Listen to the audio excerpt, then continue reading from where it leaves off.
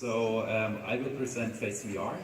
You might already know FaceVR because we presented FaceVR at the eTech last year. So now you get the technical background. So feel free to take photos or videos. And now let's get started. So FaceVR combines face tracking and virtual reality and these new modern VR goggles. So our ultimate goal is to achieve teleconferencing in VR. So you want to have the impression that you are sitting in front of another person, you want to see him in 3D. The problem is, if you wear an HMD, half of the face is occluded.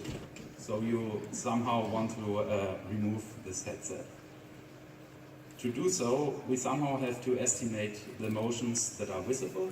So there we can use an external camera, but we also have to somehow track the motions within the goggles, and there we use internal cameras. Because we want to have stereoscopic output, we somehow have to do this, and it should run in real time. So there has been a lot of work in face tracking and also reenactment, and there's a state-of-the-art report that we presented this year at Eurographics, and I highly recommend to have a look at this if you are interested in face tracking. The most relevant papers to FaceVR are the work of Lee et al. And Olszewski et al. They have the goal to control virtual avatars. There's also a concurrent work from the Google Daydream team. There they in-paint the region that is occluded by the HMD, and they get a result that looks like you are wearing a diving goggle. Our goal is to remove completely the HMD using stereoscopic reenactment. So that's how our system looks like. On the left side you have the source actor wearing the HMD, and on the right side you see our stereoscopic output that can be transmitted to another person that wants to see me in 3D. So let's have a look at our pipeline. So we have inputs from an external camera and an internal camera. We use that input to track the eye gaze and also the facial expressions. We use that tracking information and transfer it to a stereoscopic avatar. Let's have a look at the facial tracking. So for face tracking we use the external camera. It's an RGB camera, shown here in the red box. And it's a low-cost camera, and to track the face we rely on a prior. There we use the statistical model of Glanze and Vetter for the identity, and we have blend shapes that model the expressions of the person. And in addition to model illumination, we also have spherical harmonics. To estimate these parameters, we solve the analysis through synthesis objective that looks like that. So we compare, so we have a dense data term that compares every pixel of a synthesized face and the input data. And because we have an RGB camera, we can do this with the depth and also with the color information.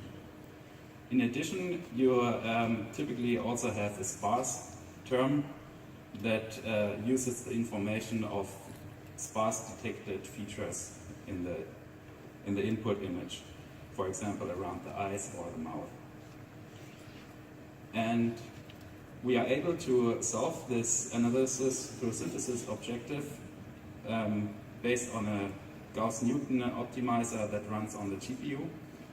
So this process can run in real time. And if you do such an optimization, you can get results that look like this.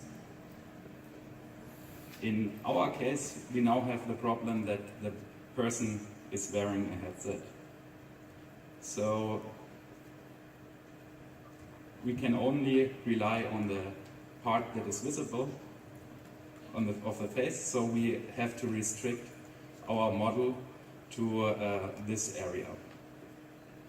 Another problem is that the marker, so out of the box, landmark trackers are not able to track the face while half of the face is occluded, so we can't use these sparse markers anymore.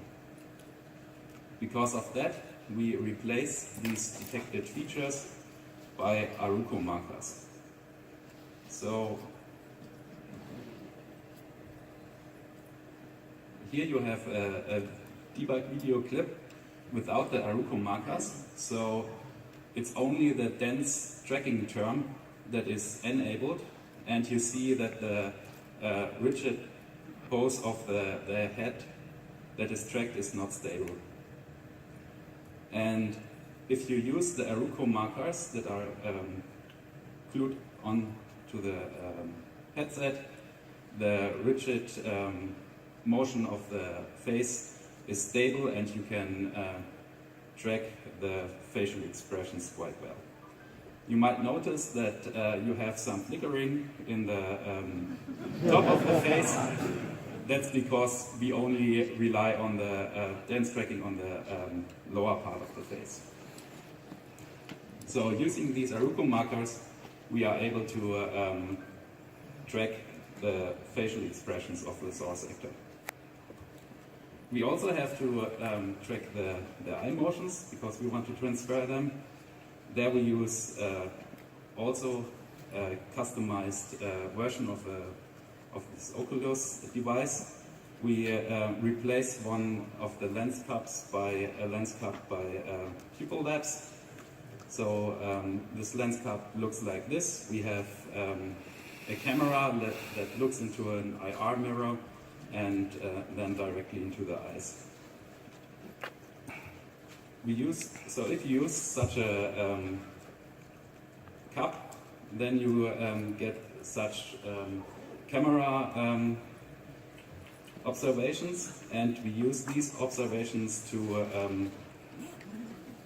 train or to collect training data to further to then be able to track the eye motions.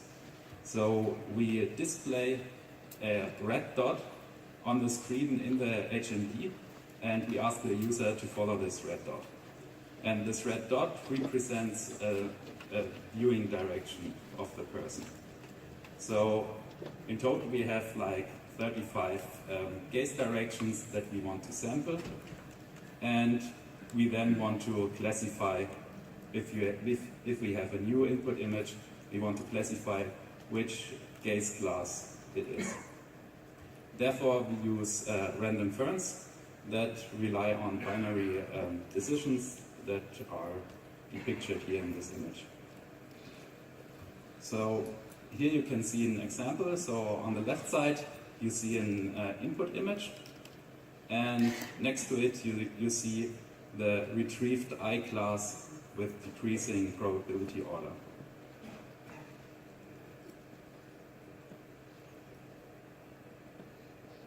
So we are not only able to track the gaze, but we also get these representative images of these eye classes, and we use that later for the reenactment part. So let's have a look at the reenactment. So the reenactment has to be in stereo. So we use a light-wide stereo camera that looks like this. We have two standard low-cost cameras that are attached next to each other, so we can record a left and a right image. We use this RGB images to reconstruct the facial geometry of the person. There we use an approach similar to face-to-face, where we have several frames and we know that in each of these frames you see the same person, so the identity parameters have to be the same, but the orientation of the head or the expression and lighting can be different. And we solve an optimization problem that considers all frames from the left and from the right camera in a joint optimization problem. Using this reconstructed identity, you are now able to track the person in the stereoscopic video, and we are then also able to record eye calibration textures. So we ask the user to also follow, to look at a red dot on an external display, and we record the eye motions. And you see these texture images. These are extracted using the UV space of the template mesh. We also calibrate the mouth interior. We have to calibrate the mouth because the statistical face model does not model the mouth interior. So we ask the user to open the mouth and close the mouth again, so we know how the interior of the mouth should look like. And last but not least, we ask the user to record a video of himself, and we use this video later to as a target video. So if we want to achieve such results, so I'm controlling a colleague of mine, and the facial expressions are easily transferred because we have the parametric face model, so we can easily transfer the expressions that are reconstructed for my face to the face of the target actor. For the eyes and the mouth regions, we have to do special things. So we also know the eye gaze class for me, and we select the corresponding eye class texture of the target actor, and we can in-paint it into the target video. We do a similar trick for the mouth interior. There we search for the mouth texture that is mostly similar to the expression that we want to apply. And if you do so, you can then get these results here. And if you have a look at the middle of the video, there you see the input of the external camera. Here's another video that shows our results. Here you can also see that we also handle eye blinks, so that's an additional class that we calibrate, and that enables us to also synthesize eye blinks. And of course you can also use it in a setup like this, so you can have gaze-aware reenactment like this.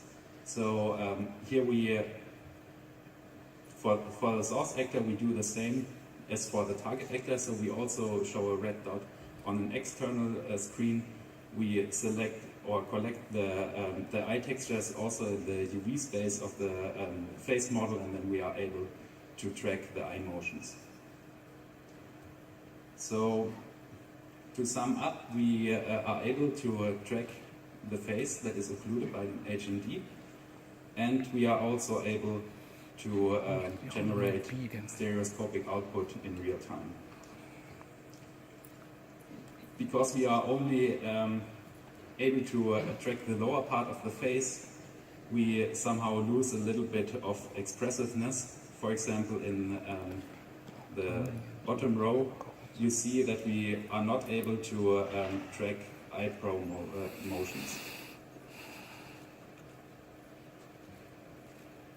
Another limitation is that the rigid orientation of the target actor is taken from the target video. So it depends how the orientation is in this target video. So the source actor is not able to control these rigid head motions. But on Thursday, I will talk about the head-on paper. There we reconstruct the upper body, and there you are also able to control head motions and also torso motions. So thank you for your attention.